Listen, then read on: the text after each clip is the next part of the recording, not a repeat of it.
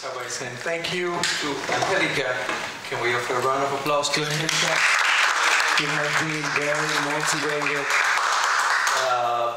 to get this event to happen here in Northfield. The instigator of this event is somebody who could not be here tonight, Doggy Padilla, but he's one of the artists in the book, and he will be very interested in talking tonight, I'm sure. But he couldn't be here for personal reasons, so I want to acknowledge that. I also want to say thanks to David, is that you over there, from Content Bookstores, who is offering the book for sale. Yes, it's a beautiful book, designed by Uno Branding, a multicultural agency in Minneapolis. And I also want to, what is that, 37.50? That's with the tax. All right, thanks for that. Yeah, thanks for that. And then I also want to acknowledge the presence of Northfield-based Cecilia and Javier here, who have helped to do so much for this book in Northfield to get into the audiences here. Somebody else who's not here tonight is Sarah Klugish, the director of the Pearl Man Gallery, who has something going on tonight. It seems like it's a busy night here in Northfield, so thank you for being here, not doing the other things, but whatever it is, we'll thank you for that later. But I understand it's International Peace Day, and there's a lot of that going on here. So with that said, we got plenty of time. We're off to a good start. I mistakenly thought the event was at 6 o'clock, so my notes are a little off here.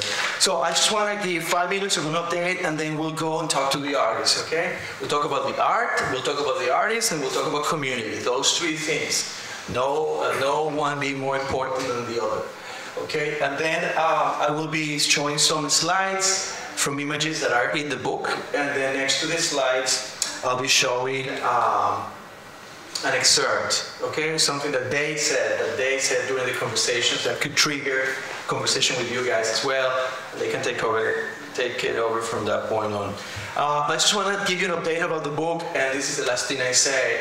My name is William. I came to the book as the project manager. I was approached by a publisher called Afton Press, who is now based in Edina, to produce a coffee table book, what we call in Spanish a tomo ilustrado de lujo. My knowledge of Latino art in the Twin Cities was really restricted to a few, but it was powerful. And within that few, there was a group of emerging and established artists. So I had an argument to say, I can produce a coffee table that I think kind of represents generations and styles. And I was interested in that. If you let me take that approach, and they bought into it, and they brought me to the project. So it's a coffee table book intended to be mostly a visual sampler. Along the way, the conversations were so rich and so informative that it became more than a sampler, than a visual sampler. I think it's a good testimonial in the voice of the artists. Of how they operate, their artistic practice, and how they envision the future of what they're doing here in the context of Minnesota, regionally and beyond.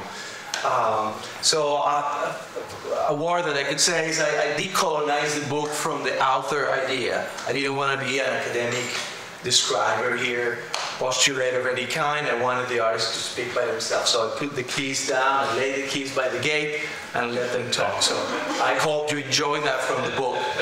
I hope that you enjoy that from the book. It's first voice there. So with that said, the book, we printed 1,000 copies. Afton Press printed 1,000 copies in 6 months. We're about 200 left. That doesn't mean they have all sold. That means they are out there in the world. We still have to make the sale go through. But they are out there in the world, so very few copies left in Amazon. Spread the word. We envision producing a soft cover in the very near future and make some improvements as well. And with that said, that's my update. The book is doing really well. It's in all public libraries by now. And we've sent it across the nation to places like MoMA, the Cisneros Institute. So these folks are better known over there. So without further saying anything else, we'll leave questions for the end. There'll be an opportunity to chat. I want to pass the mic to Javier Tavera. And Javier introduce yourself, and then I'll put something here that could trigger conversation, and we have about 10-15 minutes each, so let's enjoy it. Javier? Before that, first of all, making a book, producing a book, and working with artists is not an easy task. And not only that, but keep on pushing it throughout all this time. With distribution, that's more than a full-time job, and he has, I think, 5 full-time jobs. So I just want to acknowledge that this is, I mean, we don't have to do anything else but tell our stories, sit down, be photographed, and share that with you. But the bulk of the work is right here, so I just want to acknowledge that.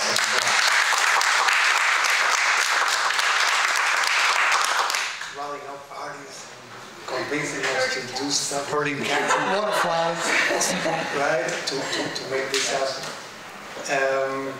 Anyway, I'm pleased to be here. I'm very honored to be part of the book and part of Billy's edition. My name is Javier Tavera. I'm originally from Mexico City. I immigrated to the United States in 1996. I went like that because it has been a long time. I spent more time here in Minnesota than in Mexico. I'm of that age that all of a sudden, kind of like half of my life has been spent in Mexico and in Minnesota. I am a photographer. I'm a filmmaker. Are you taking time? So I want to go. No, you're doing great. And a photographer and a filmmaker, and every now and then a public artist. Since I have immigrated to the United States, all of my work has been devoted to highlight the stories and history of the Latinas, Latinos, Latinx in the United States. Everywhere I go, I try to do the same. With the help of Angelica, I was able to do that actually here. I photographed the Latino community in Northfield to highlight our presence here. It's a very nice town. It's a quaint town, right? It has a main street. You go up and down. You'll see cafes and all that stuff. And the Latinos would all work around here, but you don't see us, right? We're back in the kitchen. We're in the roofing. We're in the construction, but you don't see us, right? We're secluded to these further parts of town. And my point of the exhibition that I have here is so people in a public space like the library can come and confront your neighbors right here, right? You can come and see them. You cannot avoid them anymore, right? And like that, I have done documentation of the Dominicans in New York City, Upper Manhattan, Braceros in California, a secluded, impoverished Mexican town in Texas. So little by little, I'm trying to cover Latinos and Latinas and Latinx and Hispanics. Should I keep going with all the names that we have? Let's start Latine. Make a whole mess of this. But trying to enhance those stories and histories. And this is the image we're featuring for tonight for you guys. One of the images in the book called Amuleto, ritual. Ritual, yeah. It was called Amuleto at some point. Sorry, it ritual. And tell us a little bit about the image. What made this project happen? How you get to the subject, and then we'll get into the quote. About half of the work that I do as a photographer and a filmmaker is documentary, strictly, and the other half touches into the fantasy, into the unreal. And I had fun navigating these two worlds. This bears of reality and fantasy. She's actually a printmaker that visited us from Oaxaca, and I had this idea. All her prints are about chickens and chicken heads and chicken legs, and I thought, how can I make a portrait that is significant, not only of what I'm thinking, but also of what she makes and what she cherishes as something worth making art of. So I decided to make a film about her, and she's cutting the legs of multiple chickens, and she's threading them. And she puts that over her neck as an amulet. It has a lot of references. First of all, the reference of her work with the chickens as a domestic item, and also as some sort of like witchcraft woman sort of thing, right, that works that. In Mexico, it's said that, right, nobody will get hungry because the people without resources will get those very inexpensive legs and make some soup out of that, right? Everything is extracted. So that's, and at the end, of course, every time I do a film, I will take a formal portrait of the person. It's probably one of the only black and whites in the 10 images of your work in the book. So, good, great. I also wanted to, I brought this quote for you. We used this quote before. I find it powerful. The stories, memories, and the perception is going to be unique to each individual.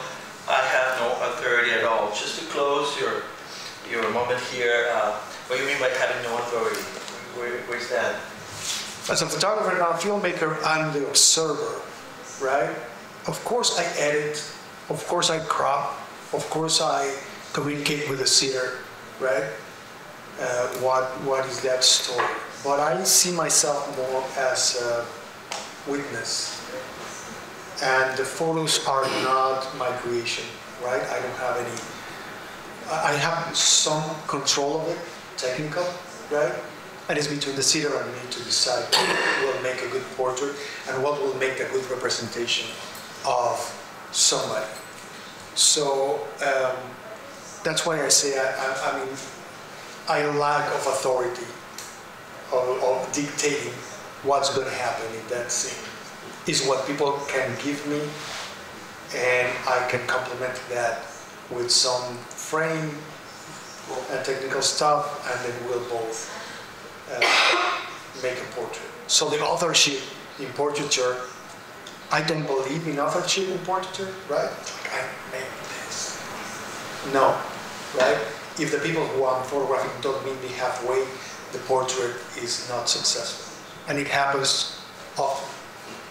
And we have Martha here in the room too, and we can speak about it too as a photographer, Martha, later on. Thank you, Javier. We'll get back with Javier with questions. Let's move on through the panel here. Thank you, Javier. Carmen, you go next, Carmen. I think I learned about Carmen through Martha, and then finding out you were a friend of Gloria Gutierrez-Bolger, the singer of salsa, Salsa del Sol. O de Sol, Salsa del Sol. Sí, Gloria es cubana. But it's not salsa, it's son cubano. Se llama ahora son cubanos. No. Ah, de Taco Music. Yeah, no. I think what they made with your band. Salsa del Sol. Salsa del Sol. That's okay. No, I get it. I love son cubano. I love son cubano. El son se fue de Cuba. Yeah, this is like the almost. Se fue de Cuba. Hay una canción así. Okay. Anyway, I think she's been singing and doing the thing. Anyway, Carmen, we'll talk about music later. It's an old image by now. Carmen, you're doing some abstract, undecipherable, beautiful images. But introduce yourself probably by means of this picture because it's very personal, right? Yes. There's personal engagement here. Yes. Yeah. So I'm the youngest of 5, and I came to the U.S. at the age of 5. My family was all split up. My father had been jailed by the Castro regime, and so we literally were in exile in Hialeah, Florida, where it's still an enclave of Cubans. And I had a brother who was sent to Camp Matecumbe, which is an orphanage camp through the Pedro Pan, the Peter Pan group that Ana Mendieta and some other well-known artists were sent. And so our family was split up, neither here nor there, but at that time we said we were in exile and we couldn't wait to go back to Cuba. That was the whole thing, you know, we were going to go back. And all our friends were Cuban, and that's how we hung out.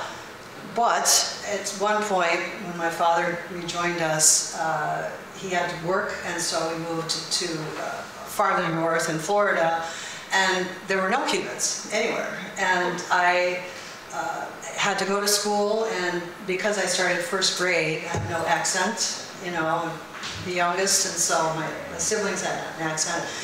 But I worked really hard to lose the accent. In fact, I wanted to be blonde and blue-eyed, and I didn't want to be Cuban, and I didn't want to name like Carmen Gutiérrez. It was really important for me to fit in.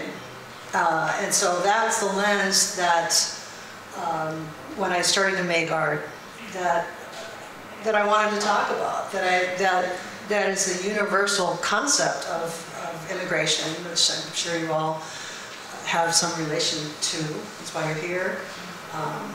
Also wanted to thank Billy because, you know, this is an amazing, amazing group of artists. I'm so privileged, really, to be in this book.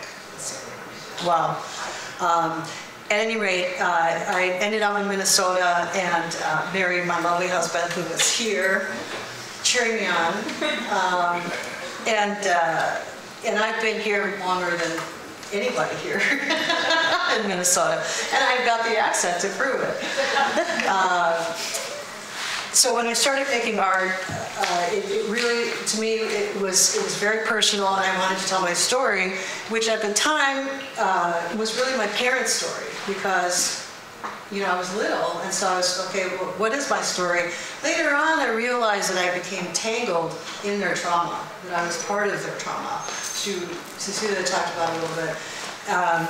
And in this piece, it's the first time I was actually speaking about the political nature of fleeing Fidel and fleeing Cuba.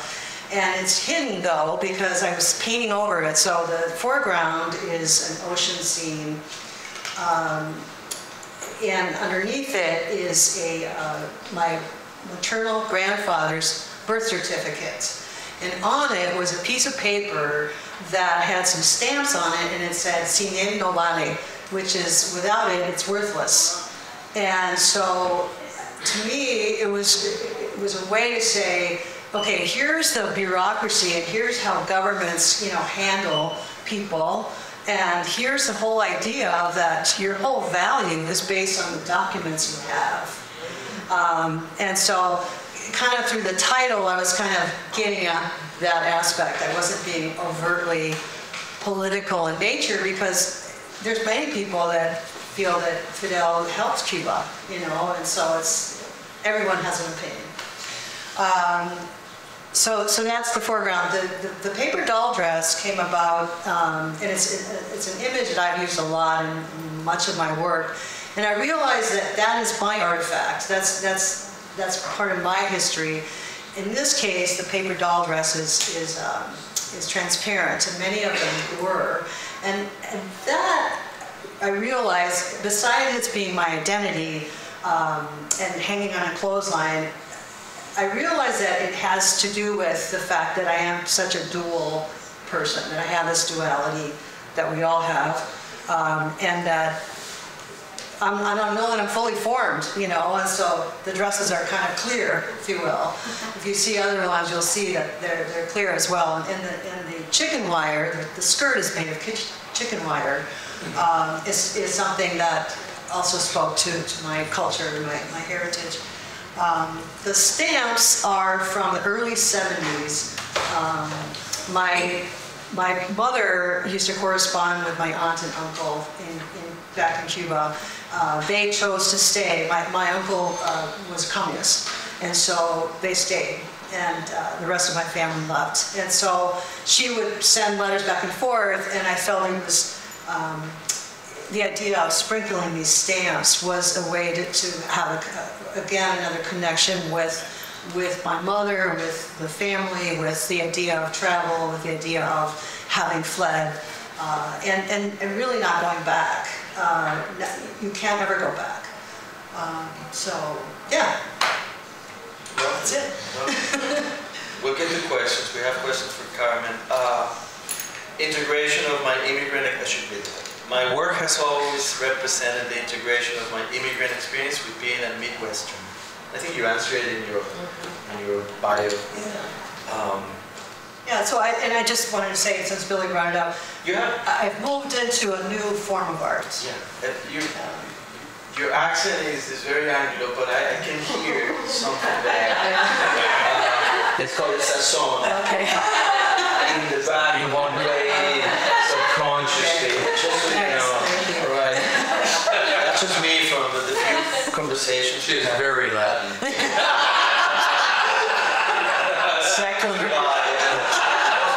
So, thank you, Carmen. Let's pass the mic to Northfield-based artist from Chile, Cecilia Cornejo Sotelo. Introduce yourself to your neighbors and family. Jack is here. Really? Do I get a picture? Yes.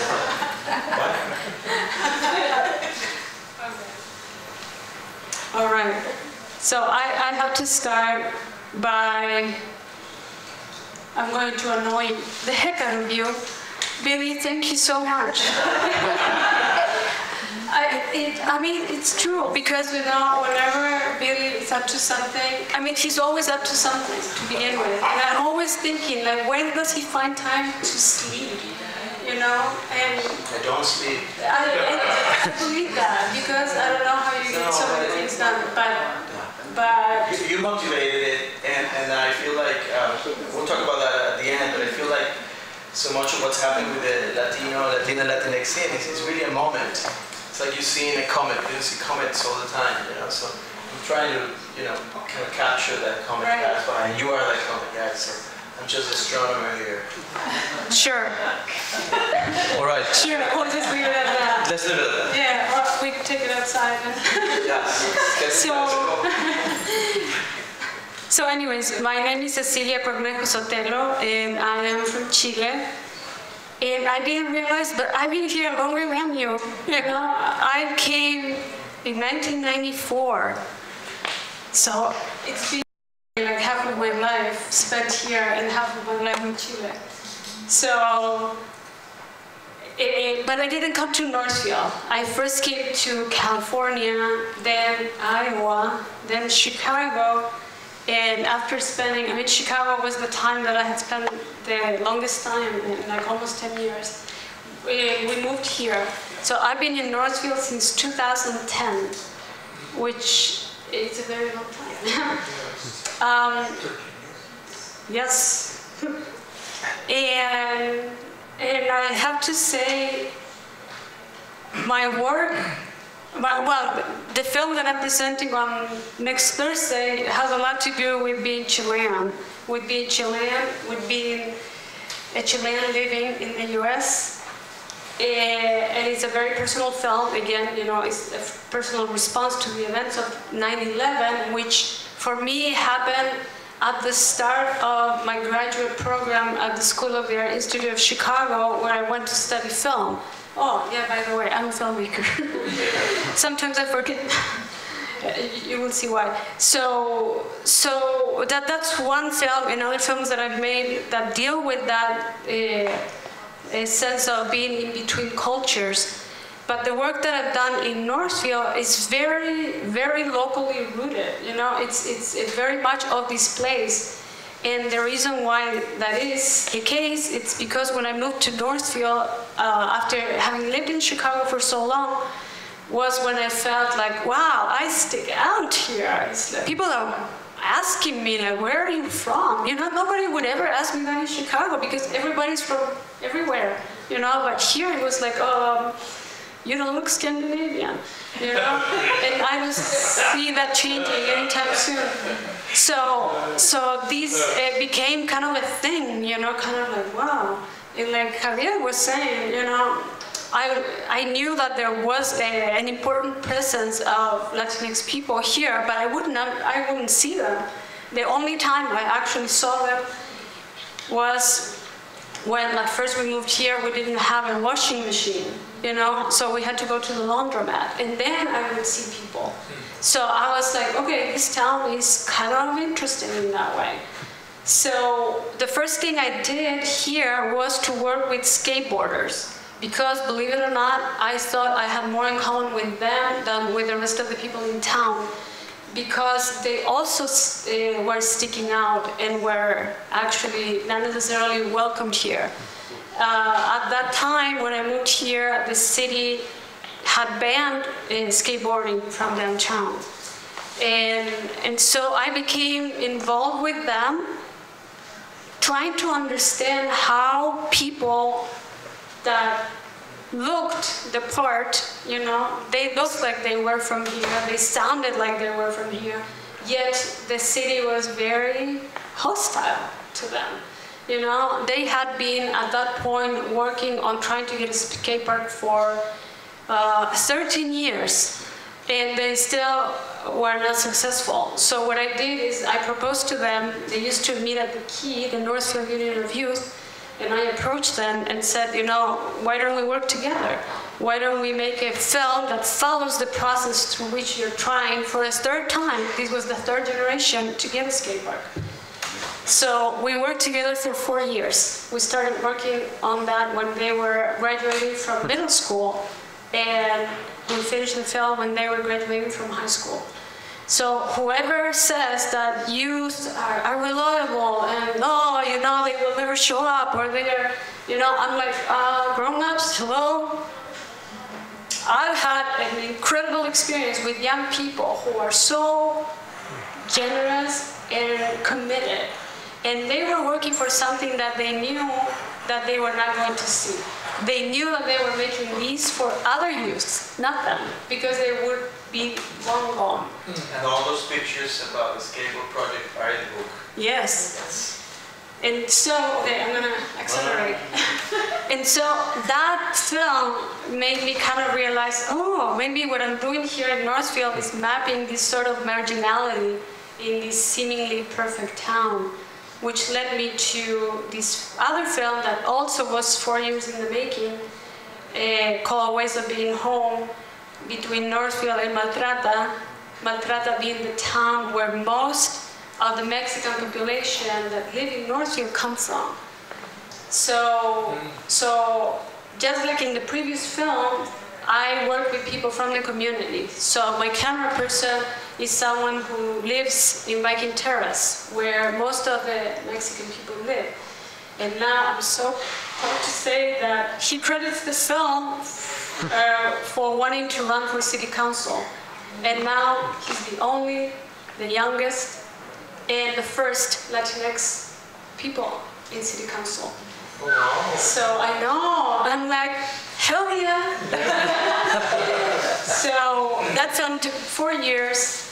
And as I was working on that film, I came to this latest project, which is called The Wandering House, when I realized that what I was actually doing was actively asking people, how do you find a sense of belonging in this place that is somewhat, you know, not always happy to have you?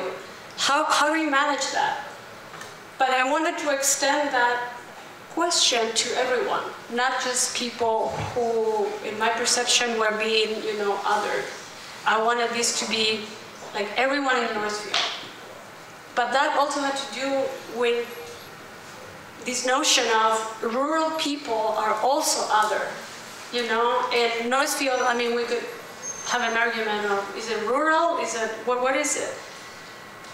And I'm not going to get into that, but it led me to work on this project in which I transformed a former ice fishing house into a mobile audio recording studio. And I went around town in 2019 asking people to come in and talk about home and what it meant to them. It wasn't an interview, they had the place to themselves, which is why I call it a modern day confessional. So with that project, I took this project to Lanesboro in 2019 in the fall, and last year in the fall, I took it to Red Wing because I saw this as a trilogy of river towns where I wanted to capture all these voices. Because generally in the small towns, you get to know what people in power think. You don't get to hear from everyone. So now there is a super nifty archive out there where you can go and you can listen to all these testimonials, and there are literally hundreds of them. So which took you a long time to edit. Oh, it's like not even funny. Yeah. You know? It's like 13 years I've been here, and each one of these projects has taken 4 years. So 12 years and 1 year of being idle. One thing I want to highlight about all the artists, but Cecilia brings it very strongly in the book, is this sense of social practice. She describes herself as a filmmaker, and I think that mentality is there. You talk about a trilogy, well, yeah, that's there. But this idea of doing, engaging with the community, doing these projects with the community beyond just the delivery of an art form, of an art piece. Here it is. This sense of social practice in Cecilia and all the artists. They can tell you, each of them can tell you about it. But I think it's very strong in the book what Cecilia has to offer about social practice. Thank you for everything you do. Through my work, I'm trying to capture multiplicity of voices. So when we say the community of Northfield, you can actually hear from everyone, not just the usual suspects. I know. It's like, that's bold. It's good. Who is this person? Well, but yes, that's exactly it. And I'm so happy to see it happening in the archive where you can go and listen. You know, for people in Northfield, you can listen to your neighbors, people who live in your town that you will never encounter. You know, either because we are kind of a segregated community, we will move in different circles, you know, you now can go and listen to them. And the archive is bilingual, so if they're speaking in Spanish, you can read the translation, etc. Excellent. So, yeah. Thank you. Thanks, Billy. Thank you. We're gonna move to Martha. I went to a show at on Payne Avenue in St. Paul, pre-pandemic, where it was called the Swedish Bank or something? It used to be a bank. It used to be a bank, an abandoned building where the folks from Second Shift Studio, Chris and Maria Cristina Tavera, one of the artists in the book, were co-curating a show on non-binary women and non-binary women artists, and that's how I came across your pictures, and la mexicanidad, la mexicanidad. It was a new way for me to experience that wasn't the previous experience I had of Mexican close contact to the culture. So I'll let you speak about this picture here, your approach, introduce yourself. My name is Marta Gabriela Drisen. I have been here, I don't know if this is a competition, but I feel like I'm right up there. Maybe Carmen wins, but I'm kind of like shocked to think that I have been here since 1989. And we can do that question at the end. Javier said it first. When I realized I had been here for half of my life, I went into shock. I didn't want to be here for half of my life. I already did it. And it already happened. And I was almost in denial, thinking, no, I don't want to. And that's when I realized how Mexican I really feel. And I can be here for 100 more years. I will always be Mexican first. And I think that's just, that realization is what drives my work today still. We all have talked about being immigrants and the duality of our work and life and our own beings, and it reflects in all of our work. I've known, except for Cecilia, I have known these guys for a very long time, and I know their work well. And it is, you can't help it. I think, I never used to think that, no, my work doesn't really, I don't have an agenda, it doesn't really reflect anything personal. It is 100% personal. There's no escaping it.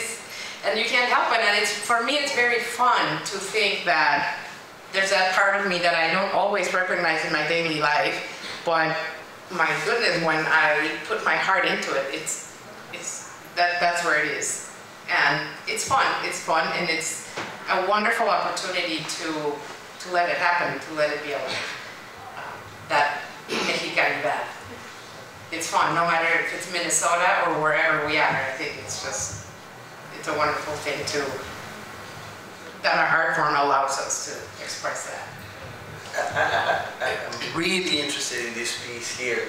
Share with the audience that every October, November, you're mostly in Mexico that time of the year. If not in other parts, you've done photography in Chicago, I have, other places. yeah, so part of what has driven me to focus so hard in Mexico is I realized I have been in the United States for so long and in Minnesota for so long, and I felt that my work from Mexico wasn't good enough and strong enough, and I just wanted more. And I also came to a point in my life where my children were grown and I was free to spend more time and travel a little more and go back to Mexico at specific times of the year, which, for example, this photograph is in Oaxaca during the Day of the Dead celebration. And I was like a little kid in a candy store. I was so happy. It's just, and it happens to me every time I go to something like that. Everything I remember is there and alive, and the meaning of our traditions and celebrations are so alive. And it's just a wonderful thing to experience, and for me to be able to photograph was tremendous. And so I tried to go back for the Day of the Dead, not just to Oaxaca, but to wherever I can. I'm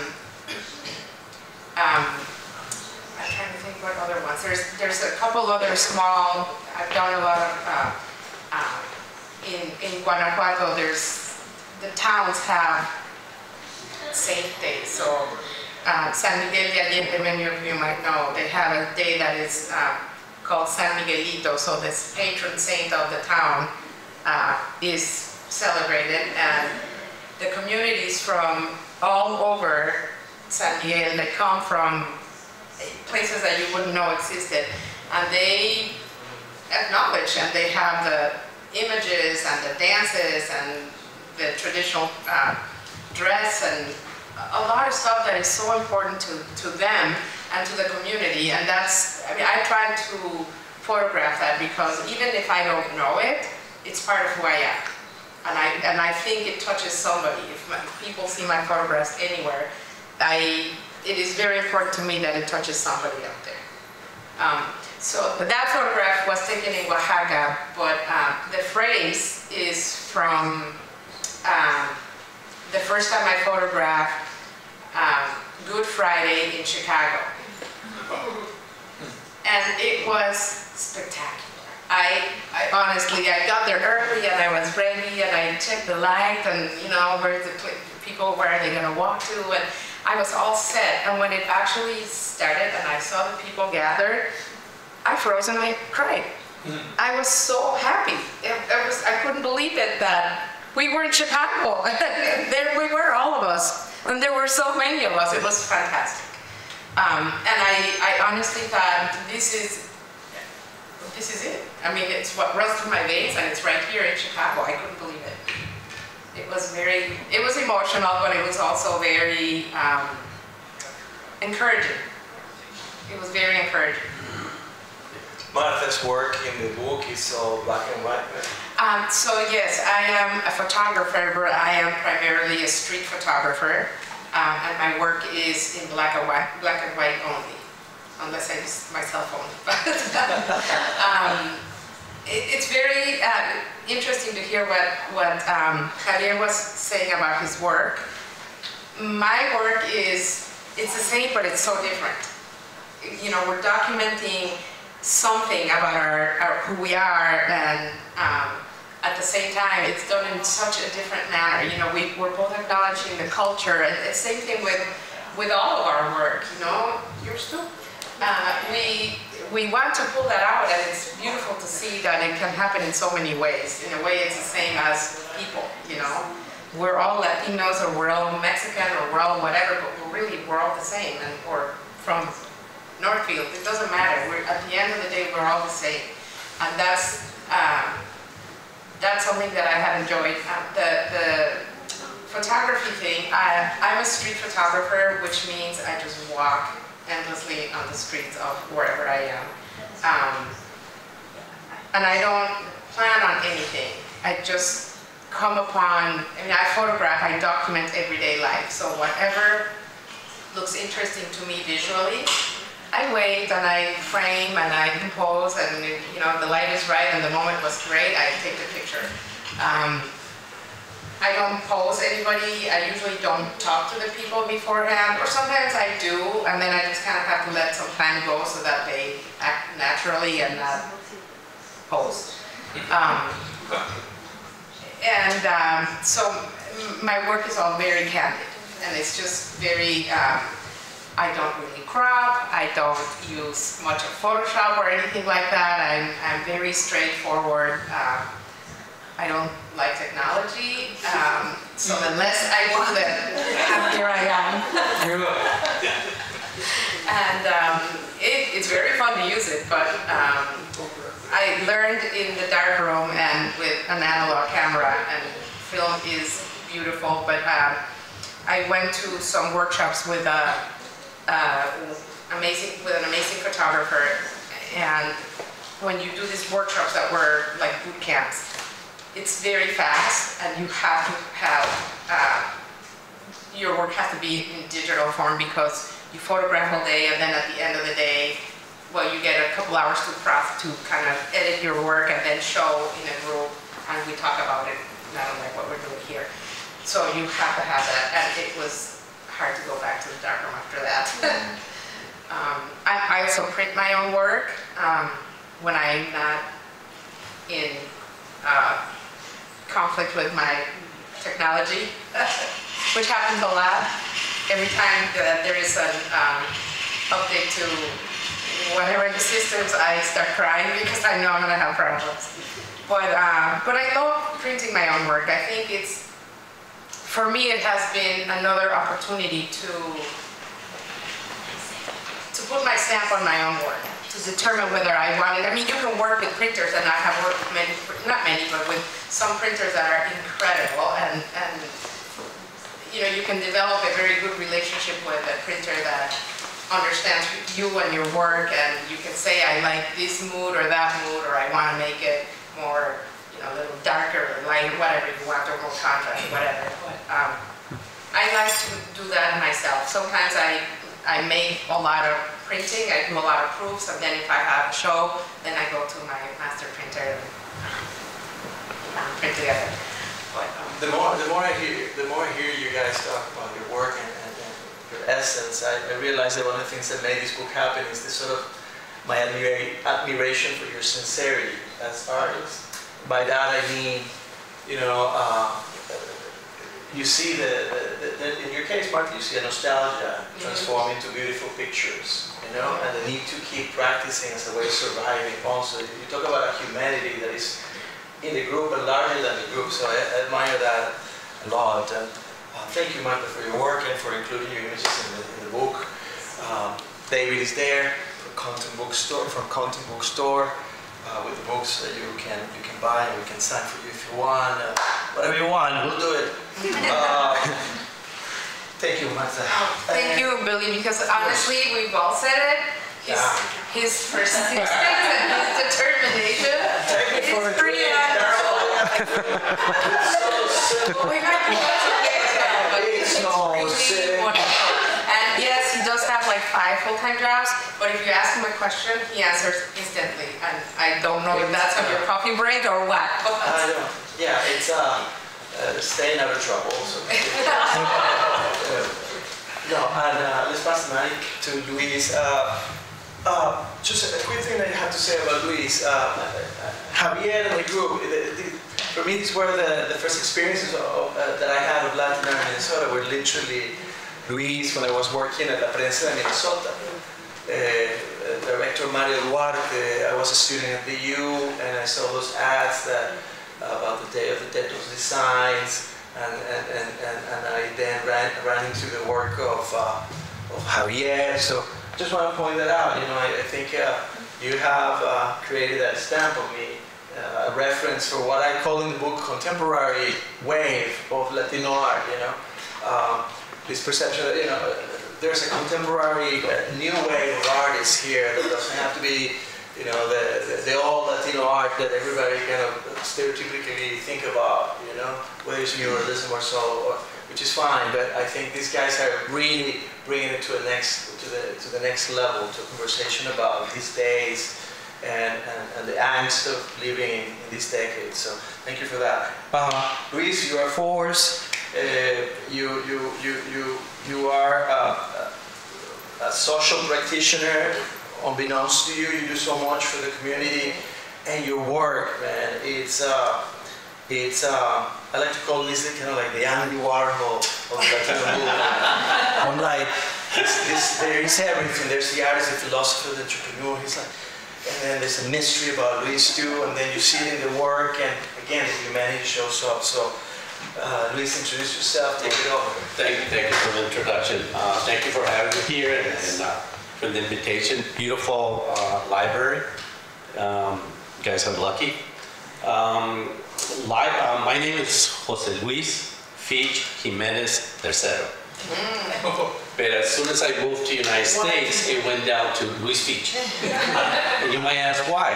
Because my ID, my passport at school, everywhere I went, they put Jose as my first name and Luis as my last name. And no. So it was always a problem. So it came down to. The third is because my grandfather was Jose Luis, my dad is Jose Luis, and I stopped with my son. He's only Luis. No worries. And that's very Mexican or very Latino, I should say. My practice and my work, it's the intersection between art, design, and strategy, basically. And the strategy, you can see it from a marketing perspective, how to reach as much as possible to the demographic that I'm interested in, basically the Latino. In the younger generation, those Latinos who were born and raised here in the United States and haven't had a chance to go back, or they probably will never have a chance to go back to Mexico because of their status. And so, strategically, my art, I wanted to start there, and I try to reach them as much as possible. But because of that, corporations have been interested in my work from a different perspective. And I collaborate with companies like Target for the first Day of the Dead done by a Mexican. 4 stands for the United States Post Office, first time they commemorate the Day of the Dead. I try to have my work as much accessible price-wise and how you view it. So I do a lot of wheat paste in the streets, in public areas. Legally, 100%, since I pay taxes, I can use public paste. And because of that, now cities like Wilmington and Minneapolis are interested in doing it legally. So it's kind of strict. Yes, my interest in now, somebody mentioned about half of our life being here, and it's the same with me. I came here 27 years ago. And so of all the places that I live in Tijuana, San Diego, LA, Columbus, Ohio, New York, Boston, London, Madrid, in that order. Barcelona, Miami, and from Miami, South Beach, Miami, but La Cubanada, to here. And I've been here 27, longer than any other place. In all those places, I've always been like an ambassador of Mexico, promoted through my art.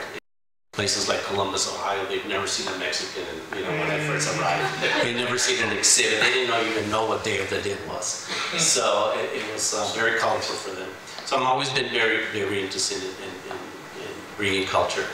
Growing up in Tijuana, for those who are not familiar with Tijuana, it's the most visited border in the whole planet. It's an incredible cosmopolitan city. We have people from, when I was growing up in the 80s, we had people from Salvador, Guatemala, all over Central America. They were trying to cross the border from Tijuana to LA, and most of them couldn't, so they stayed, or most of them liked Tijuana, that they stayed. We had people from southern states of Mexico, Chiapas, Oaxaca, all these indigenous and port places, trying to do the same thing, all of them trying to go to LA in particular. And so when I was growing up, I remember the border being very, almost translucent. There was really no border. We used to do projects where we would go and get some doors and open the border, put the doors and say welcome. You can literally open it and cross the border.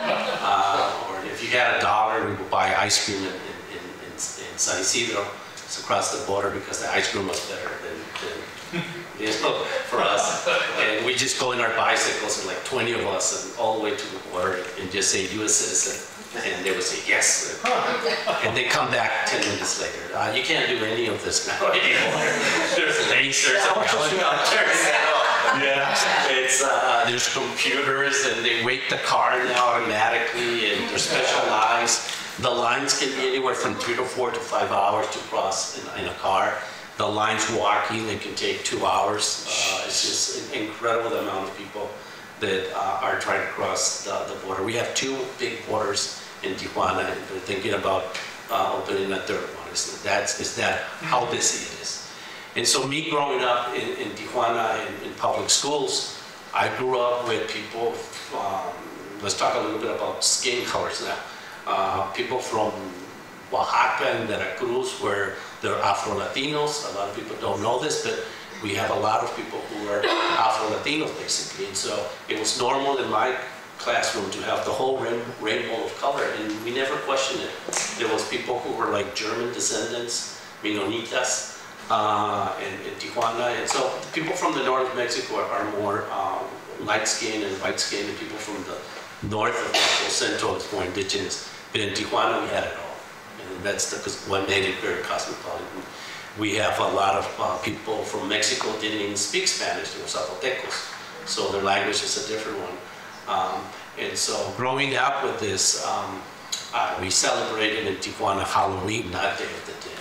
But when I go with my friends who are from Oaxaca, you know, neighbors, they were throwing a party on, you know, a few days after Halloween. It's like, what's going on? Halloween already passed. It's like, no, this is for Day of the Dead and all this. I'm like, wow, this is interesting. And not only that, their food was a lot better than yeah. My mom was so influenced by TV dinners and pizza and all the things that from the north of Mexico, because of having Southern California and San Diego, we've been so influenced. And so everybody in Tijuana speaks almost English. Since first grade, they teach you English in Mexico and in public schools. So by junior high, you already speak. And if you have a passport and you can cross the border, and in the 80s, that helped a lot. And so we didn't have, in the early 80s, museums or galleries in Tijuana until 1986. We have federal grants. I believe it was López Portillo, president of Mexico, who put a large museum called CECUT, Centro Cultural Tijuana. And that was some of my biggest influence, because for the first time, when I was 16, I didn't have a chance yet to go to Mexico City, where art is controlled and centralized in a way. And thanks to CECUT in Tijuana, I was able to see art shows by famous artists like José Luis Cuevas, Rufino Tamayo, all these masters from the 50s, 60s. And finally I started to recognize and connect it. Gotta remember that we only had one, there was no Facebook, no internet, none of this, right? And so magazines cost a lot of money. And so as a Mexican living in Tijuana, I was more influenced in what was happening in the United States, and it was more accessible for me than what was happening in Mexico. As soon as I crossed the border, had the opportunity to cross the border, I studied design and communications, and then I did, I continued my studies in Art Center College of Design in Pasadena. And by the time I got to LA, the whole thing changed. You start missing Mexico, and the influence that I had with artists from the United States, it started changing. So now I was looking more on understanding about these Mexican artists that I remember them in the past, but by now I have the accessibility to travel to Mexico and Oaxaca and places like this and go to their museums, like the Northfield museums, or going to Oaxaca and meet Francisco Toledo and the whole culture where he was inspired by. And so that started to influence me as an artist, and it still does. So, Luis, maybe a lot of people knows you for these images in town, which are all over, different variations, different things going on. First, I've been thinking about you lately, and you know, kind of writing things down. This idea that the skull, the symbolism of the skull, and this perception, you know, that it's all about death when it's really about life and resurrection. How can these images transform society, change the world, penetrate the souls of people, in your opinion? I mean, yeah, people think that I only deal with death, and it's all about death. That it's the other way. It's all about life. The eyes are open. They're alive. These are just a language, and I was very inspired since I was 15 years old by Jose Guadalupe Posada, who's considered the biggest graphic designer in Mexico. Painters like Frida Kahlo and her husband were super inspired by him. And so if you're familiar with La Catrina and all this iconography from Mexico of Day of the Dead, it was done by him. But he used it as cartoons, or he used it as games, or as editorial illustrator. And so I've always been very influenced by that. So I do the same thing, but I even take it further. Here in the United States, the meaning is different now, since all of us are equal and we have inside the same bones. So now I can deal with, you don't know if she's African American or Latina or white person, because now I'm dealing just with the symbolism or the iconography, and so there's no skin colors. And you will never see skin color in my work. So it's more about that than anything else. This project started with me growing up in doing narco culture in the 80s and mid-80s and early 90s. In Tijuana, a lot of my friends that I grew up died because of that, and they didn't have something that they could believe in. But and so I've always my work started from there, and again, now that I'm here, it's taking a different meaning and different social causes that I've collaborated with. I want to read your quote to wrap it up. More interested in Latinos coming together so we can help the younger generations who are coming. And I can really perceive this in Luis and all the artists here. Luis, what is your hope for the future? So when I arrived here 27 years ago, we were like 5 or 6 of us. Javier was one of them. So it was this new generation of younger artists that were not born here.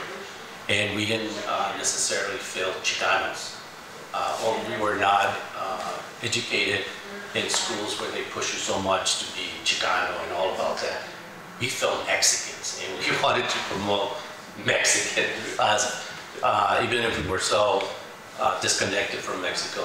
And so there was a group of 6 or 7 of us, and we started exhibiting, and all of us being Mexicans or Mexican Americans or roots from Mexico. And so that was a little bit of tension with the people who we met here, with the Chicanos, right? A lot of the Chicanos, Spanish is not their language, it's English, but they still feel Mexican. And you can go to the streets and their neighborhoods and you will see Chicano muralism, where they're using a lot of iconography from things that we were raised. And so what we wanted to do was a little bit different. We didn't want it to continue that.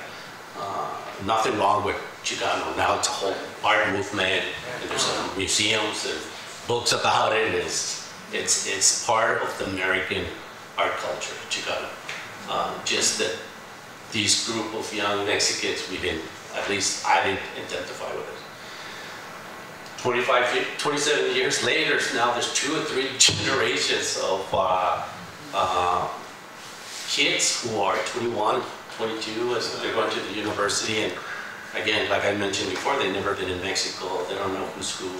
And so I think, this book is really important because they can see that there's a generation before them that went through this, right? And hopefully, not just in my design practice, but in art, I've always been spent a lot of time with mentorship, and so to me that's really important. And you don't have to be Latino, Mexican. I mentor Chinese people. I mentor people from all over the world. The ultimate dream for this book, the vision I had and the work group had also was to imagine, 20 years from now, a kid doing research in a public library, regardless of the origin. Okay, typing the words, art in Minnesota, and finding these seminal artists that are contemporary, but are well cemented in the last 20 years of a history of happenings and things here. So that I hope is the legacy of this book, and whatever else gets done after this, and all the other Latino organizations, Latinx organizations are working hard to bring people together, connect them to resources and stuff. So thank you, Luis, for everything you do and for being part of the book. We are, Elika, we've done very good as Latinos today. Yeah, it shows that you guys have been here for more than 20 years, right? Yes. The timing. I just want to add something after hearing all of you talking. We do have a copy here at the library, by the way, but we also have some books on sale, so don't forget to get some and then get them signed. Yeah. By the way, Colton bookstores, right? Yes, correct. From Northfield. Support your local. So what I was going to say was it changed the way I'm looking at the book, open the book again. Just listening at your comments, your stories, your experiences of when working on the book. I already look at it, like when I knew we were going to do the program, I knew this book was coming out. We're like, okay, we got to get a copy to the library. How can we get this possible? And a lot of people participated to this. So I have been browsing and having it at home and look at it. But now, when I get it again and look at the book, it's going to be like coming to mind all of the things that you have shared today. So it has changed for me the way to look at that book in the future. So thank you for that. You remind me something. Pablo Neruda has a poem called Ode to the Book. And in that poem, he says, you close a book and then you open life. The opportunity of meeting the artist is the continuation of that book. The book is the trigger, the catalyst, but by all means, check out the work that they're producing. Go to the exhibitions, follow that. That's the ultimate goal. The book is supposed to be a catalyst for and read the... Oh my God. No, seriously, it's not a visual book. Yeah. There is a percentage of our work. Yeah. Examples for each, I think. At least. And then there's like 4 pages of the conversations are so rich. And the interviews are matched by very specific by Billy, and that's really what makes this an incredible book, is the conversations. Let's go for the questions because you are, you know, we want to be respectful of timing, and the battery is still working. That's great. And don't forget to exit to the gift shop. Thank you, Luis. If you have any questions for the artist or the book, please, it's your time. You talked about the archive. Where is the archive? Where is it accessible? I didn't come prepared, but I did. Well, I have posters here, but basically, if you go to, it's a long name, which is why I think that before you go take one of these with a QR code, you're directed straight to the archive, straight to one of the testimonials, and from there you just have to navigate. You know, you can do it with your phone. It looks so much better if you do it on your computer because it has a really nice interface. So, yeah, but it's basically, if you look for the Wandering House Solid Archive, that's what I mean, it's long. But yeah, it will take you to the 3 towns. Great. Any other questions? Things you want to ask about the book? Hey, we want to acknowledge that Doggy Padilla, Susan, you're here. Thank you for being here. Doggy Padilla, one of the artists that, you know, we wanted to celebrate the book badly, of Norwegian and Mexican combined. Couldn't be here tonight, I said that in the beginning, but we own this event to his interest in making something happen in Northfield. So our regards to Doggy and recovery wishes. That's our wishes for him. I want to thank my friends from Carleton, everybody who's here, and we would love to sell you a book if you have something to take home tonight with you and sign it. If not, you know, it's on Amazon. You can always have it delivered by your door. But Content Bookstore is here, and I thank you, David, and your staff there for making this happen, getting those books for Northfield. There's also one in the Northfield Library, Carleton College Library. But thank you all for coming. Yes. Yeah.